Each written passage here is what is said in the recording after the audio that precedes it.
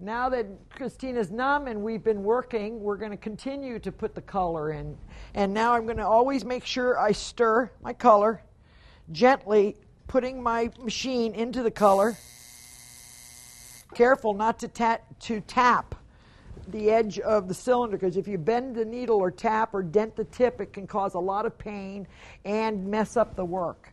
So I'm going to draw Christina to the side at a 45-degree angle and do that tapping motion. It's called stapling.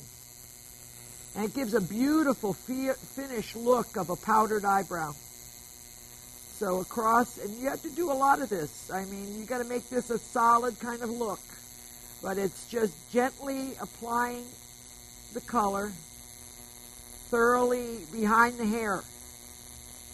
Because she has a nice brow line.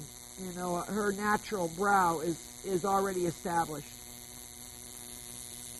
I have many clients that don't have that, and I have to design the eyebrow, which is a lot more work involved.